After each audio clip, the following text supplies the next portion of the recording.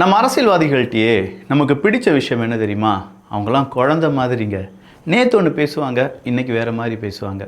அப்படிப்பட்ட அரசியல்வாதிகளை தான் நிறைய பேருக்கு பிடிக்கும். அப்படி என்னப்பா ஒரு அரசியல்வாதி குழந்த மாதிரி பேசிட்டாரு? திருமாவளவன் அவர்கள், முத்தரசன் அவர்கள், இன்னும் நிறைய பேர் இருக்காங்க. அவங்க என்ன பேசியிருக்காங்க தெரியுமா? வேறு ஒன்றுமே இல்லை. சாதிய ஆணவ படுகொலைக்கு காரணம் தமிழ்நாடு அரசாங்கம்தான் அப்படின்னு சொன்ன ஒரு தலைவர், அதே சாதிய ஆணவ படுகொலைக்கு தமிழ்நாடு அரசாங்கம் காரணம் இல்லை அப்படின்னு சொல்கிறாருன்னா, அவரை குழந்தை அப்படின்னு சொல்கிறத விட்டுட்டு அவரை வேறு ஏதாவது சொல்ல முடியுமா என்ன?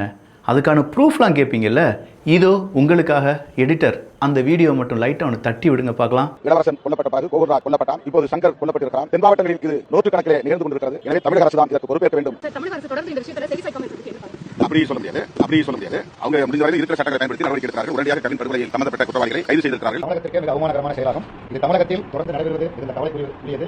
இன்றைக்கு இருக்கிற அரசாங்கம், அண்ணா திராவிட முன்னேற்ற கழக அரசாங்கம், இந்த பிரச்சனையை தடுத்து நிறுத்துவதற்குள்ள எந்த நடவடிக்கைகளையும் மேற்கொள்ளாமல் தொடர்ந்து வேடிக்கை பார்க்கிற காரணத்தினால்தான் இப்படிப்பட்ட சம்பவங்கள் தொடர்கிறது. அதே நேரத்தில் சட்டப்பூர்வமான நடவடிக்கை எடுப்பதன் மூலமாக இதை தடுக்க வேண்டும் என்கிற முறையில் 3 கட்சிகளும் சேர்ந்து ஒரு கோரிக்கை விண்ணப்பத்தினை மூவரும் கையெழுத்திட்டு மாண்புமிகு முதலமைச்சரிடத்தில் கொடுத்திருக்கிறோம். ப்ரூஃப் பார்த்துட்டிங்களா?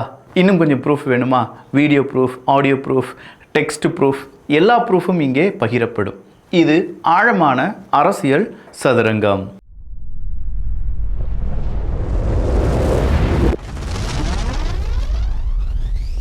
சாதிய ஆணவ படுகொலை அப்படின்னு சொல்கிறதுல ஸ்பெஷல் ப்ரிவிலேஜாக இங்கே நிறைய பேர் அதை வச்சு அரசியல் பண்ணக்கூடிய நபர்கள் இருக்காங்க.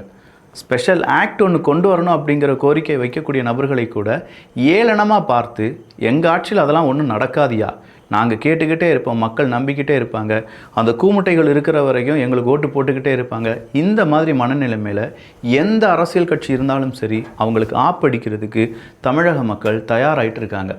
தமிழக மக்களை அவ்வளோ முட்டாள் அப்படின்னு நீங்கள் நினச்சிங்கன்னா கண்டிப்பாக கிடையாது. இப்போ இருக்கக்கூடிய மக்கள் எல்லாருமே கொஞ்சம் கிடையாது, ரொம்பவே அரசியலை உன்னிப்பாக கவனிக்க ஆரம்பிச்சிட்டாங்க. வேறு ஒன்றுமே இல்லை. உலக அரசியலே அந்த மாதிரி வியூஸ் வரும்போது உள்ளூர் அரசியலை பற்றி அவங்களாம் பேசாமல் இருப்பாங்களா என்ன? கொஞ்சம் யோசிச்சு பாருங்கள். ஸோ தமிழ்நாட்டில் இருக்கக்கூடிய அரசியல்வாதிகள் எப்படியாச்சும் நம்ம அரசியல் செஞ்சு பொழைச்சிக்கலாம் அப்படின்னு நீங்கள் நினச்சிங்கன்னா தப்பு பண்ணிகிட்டு இருக்கீங்க. சொல்லப்போனால் சிங்காரம் தொடக்கூடாத இடத்த நீங்கள் தொட்டு வச்சுருக்கீங்க. இதெல்லாம் ஒரு புறம் அப்படியே இருக்கட்டுமே, இன்னொரு செய்தி ஒன்று வந்துச்சே, தூய்மை பணியாளர்களுடைய போராட்டம். அந்த தூய்மை பணியாளர்களுடைய போராட்டத்துக்கு இப்போ ஏதோ ஒரு அச்சுறுத்தல் வந்திருக்கு. உடனடியாக நீங்கள் இந்த போராட்டத்தை கலையுங்கள், அப்படி இல்லைன்னா உங்கள் மேலே வழக்கு பதிவு செஞ்சு அரெஸ்ட் பண்ணிடுவோம் அப்படிங்கிறது தான். 6-7 இன்றைக்கி 8வது தினம் அப்படின்னு நினைக்கிறேன். 6-7 தினங்களாக அமைதியாக போராடின நபர்களுக்கு அரசு ஒரு மிரட்டலை விடுக்கிறது. நீங்கள் உடனடியாக உங்களுடைய போராட்டத்தை கலையுங்கள். தூய்மை பணியாளர்கள்னால் என்ன? பேச தெரியாதவங்க, அவங்களுக்காக யார் பேசுவாங்க? அவங்களெல்லாம் அடித்தா யார் கேட்க போகிறாங்க? இந்த நிலைமையில் கொஞ்சம் அரசு அதிகாரிகள், கொஞ்சம் மேயர்ஸ் இவங்கெல்லாம் இருந்திருக்காங்க. பட் அந்த தூய்மை பணியாளர்ந்து ஒரு அக்கா பேசுனாங்க. அக்கா, ராயல் சல்யூட் அக்கா. நான் என்கிட்ட மைக்கை நீட்டினா கூட கொஞ்சமாவது திக்குவேன் சில விஷயங்களில். ஆனால் அந்த அக்கா மைக்கை நீட்டி பேசுகிற பேச்சு சும்மா 6 நிமிடம் பட்டாசா அவங்க மனசில் என்ன இருக்குது, அந்த தூய்மை பணியாளர்கள் எவ்வளோ கஷ்டப்படுறாங்க, கொரோனா காலத்தில் அவங்க என்னெல்லாம் செஞ்சாங்க, பிணங்களை அள்ளுவதற்கும் குப்பைகளை பொறுக்குவதற்கும், இதே மாதிரி எவ்வளோ வேலைகள், இரவு பகலாக நாங்கள் வேலை செய்கிறோம். நீங்கள் மீட்டிங்கை போட்டு அங்கேயும் நாங்கள் தான் வந்து குப்பை பொறுக்கணும், அங்கேயும் நாங்கள் தான் தூய்மை செய்யணும். இதெல்லாம் செஞ்ச நாங்கள் 15 வருடங்களாக இந்த வேலையை செஞ்சிட்ருக்கோம். 2021 நீங்கள் எனக்கு ஒரு அங்கீகாரம் எங்களுக்கு கொடுப்பீங்க அப்படின்னு சொல்லி எங்களுக்கு வாக்குறுதி கொடுத்தீங்க. எங்களுடைய வேலையை நிரந்தரமாக்குவீங்க அப்படின்னு சொல்லி எங்களுக்கான நம்பிக்கையை கொடுத்தீங்க. அந்த நம்பிக்கையின் அடிப்படையில் நாங்கள் உங்களுக்கு ஓட்டு போட்டோம். இன்றைக்கி எங்களை பார்க்க கூட மாட்டேங்கிங்க, எங்களை அடித்து விரட்டுறீங்க, நாய் மாதிரி பார்க்குறீங்க. எங்களால் முன்னாடி வந்த மேயர் அவர்கள் எங்கள் கூட பேச்சுவார்த்தை நடத்துகிறேன் அப்படின்னு சொன்னாங்க. ஆனால் எங்கள் கூட பேச்சுவார்த்தையெல்லாம் நடத்தலை. கேட்டால் முதலமைச்சர் எங்கள் கூட டீ சாப்பிட்டாரு, சாப்பாடு சாப்பிட்டாரு.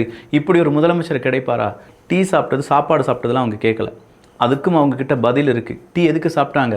நாங்கள் 3 நாட்கள் போராட்டம் நடத்தினோம், அந்த போராட்டம் பெருசாகிடக்கூடாது அப்படிங்கிறதுக்காக டீ சாப்பிட்ற மாதிரி சாப்பிட்டாங்க. அவங்களும் கடையில் வாங்கி சாப்பிட்டாங்க, நாங்களும் கடையில் வாங்கி சாப்பிட்டோம். சாப்பாடு சாப்பிட்டாங்க அப்படின்னு சொல்கிறீங்களே, 2 வாய் மட்டும் எடுத்து வச்சுட்டு அப்படியே அந்த இலையை மூடிட்டு போனவங்க தான் இப்போ நீங்கள் பேசக்கூடிய நபர்கள் அப்படின்னு சொல்லி இவங்க கூட உட்காந்து சாப்பிட்டதையும் இவங்க கூட உட்காந்து டீ குடித்ததையும் விளம்பரமாக பார்க்க வேண்டிய அந்த சில நபர்கள் அதை வச்சு அரசியல் தேடி பார்த்தீங்களா எப்படிப்பட்ட முதல்வர் அப்படின்னு சொல்லி ஒரு முத்திரை கொத்துப்படுகிறது பார்த்தீங்களா? அதற்கு சரியான பதிலடியை தூய்மை பணியாளர்கள் கொடுத்திருக்கிறார்கள். தூய்மை பணியாளர்களுடைய கோரிக்கை என்ன? 15 வருஷம் தொடர்ச்சியாக இந்த வேலையை செஞ்சுருக்கோம்.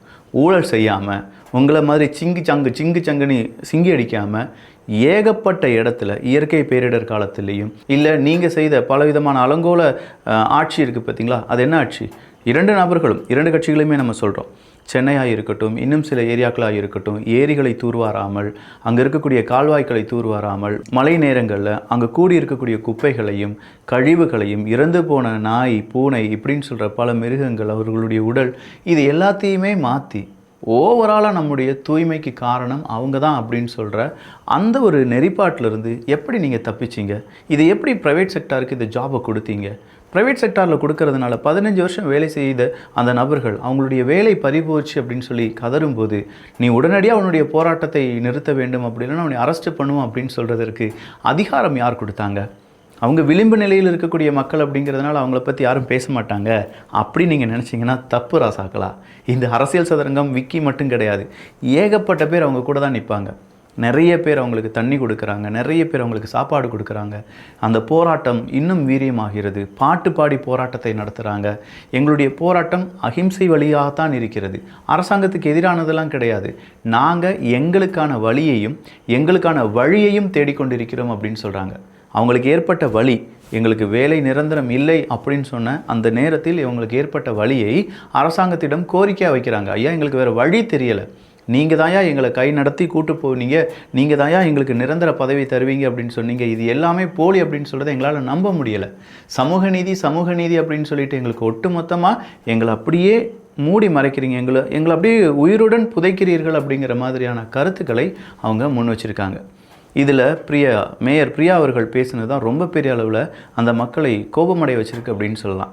இந்த மாதிரி முதலமைச்சர் கிடைப்பாங்களா? நாங்கள் பேச்சுவார்த்தை ஈடுபட்டுட்டு தானே இருக்கோம், டெய்லி அவங்க கூட பேசிட்டு தானே இருக்கோம் அப்படின்னு சொல்கிறாங்க. மேயர் பிரியா அவர்கள் ஒரு வார்த்தை சொல்ல, அங்கே இருக்கக்கூடிய தூய்மை பணியாளர்கள் அப்படிலாம் எதுவும் நடக்கலை கண்ணு, அவங்க பாட்டுக்கு வராங்க, கேட்டால் கூலி ஆடியோ லாஞ்சுக்கு வந்தவங்க அதுக்கு பின்னாடி இருக்க போராட்டம் நடத்தக்கூடிய எங்களை பார்க்க வரல அப்படின்னு சொல்லி துணை முதலமைச்சராக இருக்கக்கூடிய உதயநிதி ஸ்டாலின் அவர்களையும் கேள்வி கேட்குறாங்க. துணை முதலமைச்சர் ஃபோட்டோஷூட்டுக்கு மட்டும்தான் லாய்க்கி, அதன் பிறகு அவர் எங்கேயுமே வரமாட்டார் அப்படின்னு சொல்கிற குற்றச்சாட்டை இன்றைக்கி பலரும் வைத்து வருகிறார்கள். சின்மையாக இருக்கட்டும், இல்லை இன்னும் முக்கியமான சில நபர்களாக இருக்கட்டும், அவங்க எல்லாருமே தூய்மை பணியாளர்களுடைய இந்த போராட்டத்துக்கு ஆதரவு கரத்தை நீட்டுகிறார்கள். என்ன நடந்தாலும் சரி, தூய்மை பணியாளர்கள் வேலைக்கு போகலன்னு வச்சுக்கோங்களேன், சத்தியமாக ஒரே வாரத்தில் இங்கே எல்லாமே நாறிடும். அது அரசு மாளிகையாக இருக்கட்டும், இல்லை இங்கே இருக்கக்கூடிய குடிசைகளாக இருக்கட்டும், எல்லாமே நாறிவிடும். அப்படிப்பட்ட மனிதர்கள் அவங்களுடைய உயிரையும் துச்சமாக எண்ணி அவ்வளவு வேலைகள் செய்த பிறகும் அவங்களுக்கான நம்பிக்கை நீங்கள் கொடுத்துருக்கீங்க. நிரந்தர வேலை அப்படிங்கிற நம்பிக்கையை கொடுத்து நம்பிக்கை துரோகம் பண்ணியிருக்கீங்க. நம்ம மக்கள் யாரை வேணாலும் ஈஸியாக மன்னிச்சு விட்டுருவாங்க. ஆனால் நம்பிக்கை துரோகம் பண்ணக்கூடிய துரோகிகள் இருக்காங்க பார்த்தீங்களா, இந்த முதுகில் குத்துறவங்க, நம்பிக்கையில் விளையாண்டு அவங்களுடைய வாழ்க்கையை அழிக்கக்கூடிய நபர்கள் சத்தியமாக மறக்க மாட்டாங்க. எத்தனை ஜென்மம் எடுத்தாலும் நம்பிக்கை துரோகியை மட்டும் தமிழர்கள் மன்னித்ததா சரித்திரமே கிடையாது. ஸோ உங்களுடைய நம்பிக்கை துரோகம் என்ன? நீங்கள் கொடுத்த வாக்குறுதி ஒன்று, அந்த வாக்குறுதியால் நாங்கள் நம்பி விட்டோம், உங்களுக்கான வாக்குகளை செலுத்தி விட்டோம், நீங்கள் ஜெயிச்சிட்டீங்க, ஆனால் எங்களை ஏமாற்றிட்டீங்கன்னா அதுதான் நம்பிக்கை துரோகம். இந்த நம்பிக்கை துரோகம் தமிழர்களிடையே காண்பிக்கக்கூடிய எந்த அரசியல் கட்சியாக இருந்தாலும் சரி, அவங்க அதற்கான சரியான பலனை அடைந்தே தீர்வார்கள். காலம் பதில் சொல்லும் தம்பிகளா தங்கைகளா, அதுக்காக நாமளும் வெயிட் பண்ணுவோம். அரசியல்வாதிகள் அரசியல் வியாதிகளாக மாறிய தருணம், தூய்மை பணியாளர்கள் மருத்துவர்களாக மாற வேண்டிய கட்டாயம் மாறியிருக்கிறது. அடுத்ததா பாமகவினுடைய பிரச்சனை என்னையா நடக்குது? எவ்வளவு கட்சிகள் இருந்தும் பாமக அப்படிங்கிற ஒரு கட்சியை நம்பி எவ்வளவு தொண்டர்கள் இருக்காங்க. அப்படிப்பட்ட ஒரு கட்சி இரண்டா உடைந்து, அப்பாவுக்கு ஒரு கட்சி, மகனுக்கு ஒரு கட்சி, அப்பா ஒரு நேரத்தில் ஒரு பேட்டி கொடுக்குறாரு, மகன் ஒரு நேரத்தில் பேட்டி கொடுக்குறாரு அப்படிங்கிறத எங்களுடைய உட்கட்சி பூசல் அப்படின்னு சொல்லி யாரும் சொல்லாதீங்க. ஏன்னா அது நீதிமன்றத்துக்கே வந்துருச்சு. வழக்கு நீதிமன்றத்துக்கு வரும்போது அங்கே இருக்கக்கூடிய நீதிபதி கேட்குறாரு, 2 பேரும் என்னை தனியாக வந்து சந்தியுங்கள், நிறைய பிரச்சனைகள் இருக்குது, இதுக்கு உங்களுடைய இந்த 2 பேருடைய பிரச்சனையும் பெருசாக மாறிட்டே இருக்குது அப்படின்னு சொன்னோன்னே அன்புமணியும் வருகிறார், ராமதாசும் வருகிறார்கள், பேசுகிறார்கள். நாளைக்கு நடக்க வேண்டிய அன்புமணி அவர்களுடைய தலைமையில் நடக்க வேண்டிய பொதுக்குழு அப்படிங்கிறது கூட்டப்படும். அதுக்கு தடை இல்லை அப்படிங்கிற ஒரு தகவல் வெளியாகி இருக்கிறது. ராமதாஸ் அவர்கள் போட்ட அந்த மனு தள்ளுபடி செய்யப்பட்டிருப்பதாகவும் தகவல்கள் வெளியாகி இருக்கின்றன. சீக்கிரமாக பாமக இதிலிருந்துலாம் அப்படியே வீறு கொண்டு எழுந்து மீண்டும் பழைய நிலைமைக்கு திரும்ப வேண்டும் அப்படின்னு சொல்லி பிரார்த்தனை செய்து கொள்வோம். காரணம், ஒரு கட்சியே இல்லாமல் போகலாம். இப்போ பாருங்களேன், மதிமுகங்கிற ஒரு கட்சி இருக்கா, விசிகாங்கிற கட்சி திமுக கூட ஐக்கியமாயிருச்சு. பாமக இப்போதைக்கு வெளியில் தெரியக்கூடிய ஒரு கட்சியாக இருக்குது. இதே மாதிரி பாமகவிலும் 2-3 கட்சி உரசல்கள் அப்படிலாம் வரும்போது அமமுக என்ன ஆனது, ஓபிஎஸ் அணி என்ன ஆனது, சசிகலா அவர்களுடைய அணி என்ன ஆனது, இப்படி ஒவ்வொரு அணியாக பிரிந்து அவ்வளோதான். இப்படியான அணிகள் பிரியாமல் இருப்பதற்கு அந்த கட்சிக்கு ஒற்றுமை அப்படிங்கிறது தேவை. அந்த ஒற்றுமையை பறைசாற்றும் விதமாக அரசியல் தலைவர்கள் அப்படிங்கிறது தேவை. அந்த தலைவர்களுக்கிடையே ஏற்படக்கூடிய சண்டை சச்சரவை உடனடியாக தீர்த்து வைக்க வேண்டிய மிக முக்கியமான பொறுப்புகளில் அங்கே இருக்கக்கூடிய எக்ஸ்பீரியன்ஸ் பர்சன்ஸ் இருப்பாங்க. அந்த பொறுப்புகளில் இருக்கக்கூடிய நபர்களே இந்த ஒரு சண்டைக்கு காரணமாக மாறும் பட்சத்தில் கட்சி உடைந்துவிடும், வாக்குகள் சிதறிவிடும், நம்பிக்கை அழிந்துவிடும். அதுதான் பாமக நடந்துட்டுருக்கு. அதுதான் மதிமுகவில் நடந்து முடிஞ்சிருக்கு. மல்லை சத்யா அவர்களுடைய பிரச்சனை, வைகோ அவர்களுடைய பிரச்சனை, வைகோ மற்றும் துரை வைகோ அவர்களுக்கு இடையே ஏற்பட்ட மனஸ்தாபம், இதை எல்லாமே நம்ம என்ன பார்த்துட்ருக்கோன்னா, ஒரு அரசியல் கட்சி பெருசாக இருக்கக்கூடிய கட்சிகள் கரைந்து ஒரு அரசியல் கட்சிக்கு கீழ் விழுந்து அந்த அரசியல் கட்சியாகவே மாறி நிற்கக்கூடிய தருணத்தை நாம் பார்க்கிறோம். உயர்நீதிமன்றம் ஒரு கேள்வியை கேட்குது. என்னையா இது, IAS IPS அவர்கள் ஒரு ஷேடோ கவர்மெண்ட்டை நடத்திட்டு இருக்காங்க, இது ரொம்ப தப்பு அப்படிங்கிறாங்க. இதை நிறைய பேர் நிறைய இடத்துல சொல்லி ஏகப்பட்ட இடத்துல இதுக்கான விமர்சனங்களும் இதற்கான அறிவுரைகளும் கொடுக்கப்பட்டது. IAS IPS அதிகாரிகள் யாரை அடிக்கணும், யாரை பிடிக்கணும், எந்த மக்களுக்கு நல்லது நடக்கணும், எந்த மக்களுக்கு நல்லது நடக்கக்கூடாது, எந்த அரசு விழாக்கள் நடத்தப்பட வேண்டும், அரசு அதிகாரிகள் எந்த மாதிரியான நல்ல செய்திகளை கொண்டு சேர்க்க வேண்டும், இது எல்லாத்தையுமே கண்ட்ரோல் பண்ணுறாங்க. அப்படின்னா அரசாங்கம் அப்படிங்கிறது என்னத்துக்கு? அப்போ அரசாங்கத்தை வழிநடத்தக்கூடிய MK ஸ்டாலின் அவர்கள் எதற்கு? இங்கே அரசாங்கத்தை ஷேடோ கவர்மெண்ட்டாக IAS IPS அதிகாரிகள் வழிநடத்தும் போது பொம்மையாக மட்டுமே முதலமைச்சர் இருக்கிறார்கள் அப்படிங்கிற ஒரு கருத்தை இன்றைக்கி நீதிமன்றம் ஒரு நீதிபதி வைக்கும்போது அதற்கு எதிராக உயர்நீதிமன்றத்தில் தமிழ்நாட்டு அரசாங்கத்தினுடைய வழக்கறிஞர்கள் சொல்கிறாங்க, இல்லை அரசாங்கத்தை வழிநடத்துவது முத்துவேல் கருணாநிதி ஸ்டாலின் அவர்கள் தான், வேறு யாருமே கிடையாது. IAS அதிகாரிகள் IPS அதிகாரிகள் எல்லாருமே ஸ்டாலின் அவர்கள் என்ன சொல்கிறாரோ அதுக்கு படி தான் நடந்துட்டுருக்காங்க அப்படின்னு சொல்கிறாங்க. பட் உண்மை அப்படி கிடையாது. நிறைய உண்மைகளை நம்ம பார்த்துட்டோம். காவல்துறை அதிகாரிகள் அவங்களுக்கு தேவையான நபர்களை விட்டு விடுகிறார்கள், தேவையில்லை அப்படின்னா என்கவுண்டர் செஞ்சிடுறாங்க. நேற்றைய பதிவில் நீங்கள் பார்த்துருப்பீங்க, SSIயை கொண்ட ஒரு நபருக்கு உடனடியாக என்கவுண்டர் அப்படிங்கிறது போடப்படுகிறது. அதே நேரத்தில் திமுக பேரன் ஒருவர், திமுக பிரமுகனுடைய பேரன் ஒருவர் வண்டி ஏற்றி ஒருத்தனை கொண்டுடுறாங்க, 2 பேரை கொண்டுடுறாங்க. அவங்களுக்கு எந்த விதமான பிரச்சனையும் இல்லாமல் பந்தோபஸ்துடன் அவங்க காவல்துறை அதிகாரிகள் பக்கம் போகிறார்கள். ஸோ அஜித்குமார் அவர்களுக்கு அநீதி இழைக்கப்பட்டிருக்கிறது. 5 காவலர்கள் தான் இதற்கு காரணம். அந்த 5 காவலர்களும் எந்த பாத்ரூம்லையும் வழிக்கு விழவே இல்லை. அவங்க ரொம்ப ஸ்ட்ராங்காக இருக்காங்க. இதெல்லாம் பார்க்கும்போது எல்லாருக்குமே நீதியும் சட்டமும் சமமாகத்தான் இருக்கிறது அப்படிங்கிறத எப்படி எங்களால் அக்செப்ட் பண்ண முடியும்?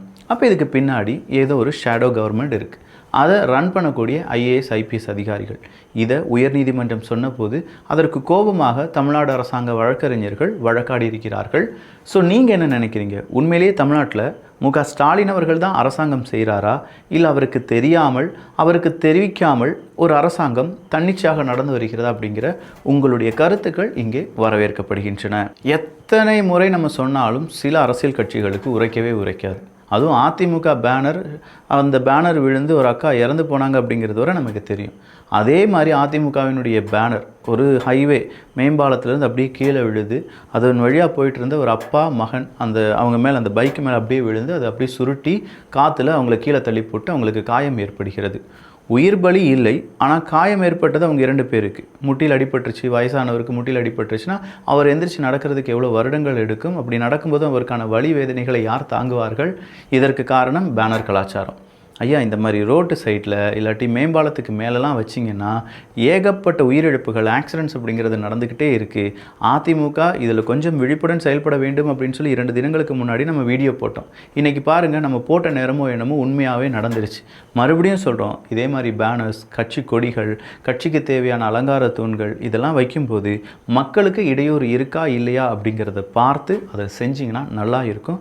அப்படி இல்லையா இதுவும் மக்களுடைய கோபத்துக்கு காரணமாக மாறிவிடும், பார்த்து கொள்ளுங்கள். வெள்ளை அறிக்கையை கேட்கிறார் எடப்பாடி பழனிசாமி அவர்கள். வெள்ளை கொடி வேண்டுமானால் காண்பிப்போம், ஆனால் வெள்ளை அறிக்கை எங்களால் காண்பிக்க முடியாது அப்படின்னு சொல்லுவாங்க ஆளும் கட்சியை சார்ந்தவங்க. இவர் ஏன் வெள்ளை அறிக்கை கேட்குறார் அப்படின்னா, அதிமுக ஆட்சியில் 3 லட்சம் கோடி முதலீடு ஈர்க்கப்பட்டது, 304 புரிந்துணர்வு ஒப்பந்தங்கள் மேற்கொள்ளப்பட்டது. திமுக ஆட்சியில் எவ்வளவு முதலீடு ஈர்க்கப்பட்டது, எவ்வளவு புரிந்துணர்வு ஒப்பந்தங்கள் மேற்கொள்ளப்பட்டது? திமுக அரசு வெள்ளை அறிக்கை வெளியிட வேண்டும். அதிமுகவினுடைய பொதுச் செயலாளர் எடப்பாடி பழனிசாமி அவர்கள். சரிதானே? 9777 அப்படின்னு சொன்ன ஒரு டைலாக் இன்றைக்கி ரொம்ப வைரல். 9707 9777 தானே வரணும். இந்த 9707 அப்படிங்கிறத சொன்னது யாருன்னு கேட்டிங்கன்னா நம்முடைய முதலமைச்சர் மு.க. ஸ்டாலின் அவர்கள். இந்த தாவேகாவினுடைய ஆதவர்ஜுனா அவர்களாக இருக்கட்டும், இல்லை என் ஆனந்த் அவர்களாக இருக்கட்டும், அவங்க பேசக்கூடிய தமிழ் சரியாக இல்லை, அவங்களுடைய ப்ரொனவுன்சியேஷன், அவங்க உச்சரிக்கக்கூடிய 80,000 அப்படின்னு சொன்ன விஷயங்கள், இது எல்லாமே ரொம்ப பெரிய அளவில் ட்ரோல் மெட்டீரியலாக மாறிச்சு. இதை யார் ட்ரோல் பண்ணாங்கன்னா இதே திமுக காரங்க தான் ட்ரோல் பண்ணாங்க. அவங்களாவது சரி, இன்னும் எதிர்கட்சியாகவும் இல்லை, ஒரு கட்சியை தொடங்கின சில நபர்கள். ஆனால் நம்மால் அப்படி கிடையாதுப்பா. நம்மால் யார்? கருணாநிதி அவர்களுடைய பையன். கருணாநிதி யார்? ஏகப்பட்ட படங்களுக்கு வசனம் எழுதியவர், நிறைய அரசியல் விழாக்களில் பேசியவர், மேடைகளில் பேசியவர். அப்படிப்பட்டவங்களுக்கு ஒரு மகனாக பிறக்கிறார். அவருக்கு தமிழ் கண்டிப்பாக நல்லா தெரிஞ்சிருக்கணும். ஆனால் அவர் சொதப்பக்கூடிய சில விஷயங்கள், இது 1, 2 கிடையாது, இதே மாதிரி பல முறை அவர் சொதப்பி இருக்கிறார். தயவு செஞ்சு இனிமேலாவது சொதப்பாமல் பார்த்து கொள்ள வேண்டும் அப்படிங்கிறது ஒரு தாழ்மையான வேண்டுகோள். தமிழ் வாழ்கிறது, அதை கொள்ளாமல் பார்த்து கொள்ளுங்கள் அப்படிங்கிறது தாழ்மையான வேண்டுகோள். இவர் மேலே எல்லாம் குண்டாஸ் போட மாட்டிங்களா அப்படின்னு சொல்லி ஒருத்தர் ஒரு ட்வீட்டை போட்டார். அந்த ட்வீட்டில் என்ன இருக்குது அப்படின்னு கேட்டால், விசிகாவினுடைய கவுன்சிலர் அரசாங்க வேலையில் இருக்கக்கூடிய ஒரு அரசு அதிகாரியை கெட்ட வார்த்தையில் பேசி, நீ என்னல எனக்கு அப்படி இப்படின்னு சொல்லி கெட்ட வார்த்தையில் பேசி அவர் அடிக்கிறார். அவர் அடித்தோடனே அந்த அரசு அதிகாரியும் திரும்ப அடிக்கிறார். அது ஒரு கைகலப்பாக மாறுது. இது எல்லாமே அங்கேருந்து சிசிடிவியில் ரெக்கார்ட் ஆகுது. நாம் என்ன கேட்குறோன்னா, ஒரு அரசு அதிகாரி அவருடைய வேலையை செய்வதற்கு இங்கே இருக்கக்கூடிய கவுன்சிலர்கள் மிரட்டுகிறார்கள் அப்படின்னா, அதுவும் விசிகாவினுடைய கவுன்சிலர்கள் மிரட்டுகிறார்கள் அப்படின்னா, இதை பற்றி எவனும் பேசக்கூடாதா? யாருமே பேச மாட்டிங்களா? இவர் மேலெல்லாம் குண்டாஸ் போட மாட்டிங்களா அப்படின்னு சொல்லி கேட்குறாங்க. நான் கேட்கல, அவங்க கேட்குறாங்க. ஏன் போடக்கூடாது? ஏன்னா இது எல்லாமே வேறு விதமான ஒரு அரசியல். இதை விசிகா அப்படின்னு சொல்லும்போது, இல்லாட்டி இவர் மேலே நம்ம ஏதாவது ஒரு வழக்கை கொண்டு போடுறோன்னு வச்சுக்கோங்க, திடீர்னு இவங்க என்ன செஞ்சிருவாங்கன்னா, அவங்களுக்கு ஆதரவாக இருக்கக்கூடிய பல சட்டங்களை எடுத்து நமக்கு எதிராகவே திருப்பிடுவாங்க அப்படின்னு சொல்லி பலரும் பயப்படுறாங்க. ஸோ இந்த பலரும் பயப்படுறாங்க அப்படிங்கிறதுக்கு சிறந்த உதாரணத்தை நான் சொல்லிடுறேன். ஒரு புருஷன் ஒரு பொண்டாட்டி இருக்காங்க. பொண்டாட்டி ரொம்ப அராஜகம் பண்ணிகிட்ருக்காங்க. புருஷன் ரொம்பவே சைலண்டாக இருக்கார். ரொம்ப சைலண்டாக இருக்கும்போது எல்லாருக்குமே ஒரு பீக்கு பாயிண்ட் ஒன்று இருக்குல்ல, அந்த பீக் பாயிண்ட்டுக்கு பிறகு புருஷன் என்ன செஞ்சிடறாரு, ஏமா இப்படி செஞ்ச அப்படின்னு சொல்லி கத்திடுறாரு. பொண்டாட்டி என்ன செஞ்சிடறாங்க, ஒரு வரதட்சணை கொடுமை கேஸை கொண்டு போட்டுடுறாங்க. புருஷன் எதுவுமே செய்யலை, ஆனால் பொண்டாட்டிக்கு ஆதரவாக தான் தீர்ப்பு வரும். இதே மாதிரியான சில வழக்குகள், சில நபர்களுக்கு தேவைப்படக்கூடிய சில சட்டங்கள் இயற்றப்பட்டிருக்கிறது. அந்த சட்டங்களை தவறாக பயன்படுத்தக்கூடிய நபர்கள், நான் எல்லாரையும் சொல்லலை, உடனே நான் எல்லாரையும் சொல்லிடுறேன்னு சொல்லிடாதீங்க, தவறாக பயன்படுத்தக்கூடிய நபர்கள் இதை ஒரு கேடயமாக பயன்படுத்தி கொள்கிறார்கள். இந்த கேடயம் யாருக்கு நல்லது யாருக்கு கெட்டது அப்படிங்கிறத வரும் காலங்களில் மக்கள் உணர்வார்கள். இந்த மாதிரியான கவுன்சிலர்கள் கண்டிப்பாக குண்டாஸில் போடப்பட வேண்டும். அது நடக்குமா அப்படிங்கிறதெல்லாம் பொறுத்திருந்து பார்க்கலாம். ஸோ நிறைய செய்திகள் சொல்லிட்டேன்ல, இவ்வளோ அறிவுரைகள், இவ்வளோ உண்மைகள்லாம் நான் பேசிட்டேன்னா எனக்கு எந்த மாதிரியான ப்ரெஷர் வரும், இல்லை இதெல்லாம் நீங்கள் கேட்டுட்ருக்கீங்க, உங்களுக்கு எந்த மாதிரி ப்ரெஷர் உங்கள் மைண்டில் வந்திருக்கும் அப்படிங்கிறத என்னால் உணர முடிகிறது. எனிவே உண்மையை பேசாமல் இருக்க முடியல, அதை கேட்காமல் உங்களால் இருக்க முடியாதுன்னு நான் நம்புகிறேன். நல்லதை பகிர்ந்து ஷேர் பண்ணி நிறைய பேர் இதே மாதிரி உண்மைகள் கேட்பதற்கு தயாராக இருப்பாங்க. ஆனால் என்ன, புளிச்ச மாவு அரைச்ச மாவே திரும்ப சில செய்தி ஊடகங்கள் செய்தியாக வெளியிட்டு அதுதான் செய்தி அப்படின்னு சொல்லி நம்ப வச்சுருப்பாங்கள்ல, அவங்களுக்கு இந்த செய்தியை பகிர்ந்து இதுவும் செய்தி தான் அப்படின்னு சொல்லி ப்ரூவ் பண்ணிடுங்க. நல்லதை பகிர்ந்து நல்ல சமுதாயத்தை உருவாக்குவோம். நன்றி, வணக்கம்.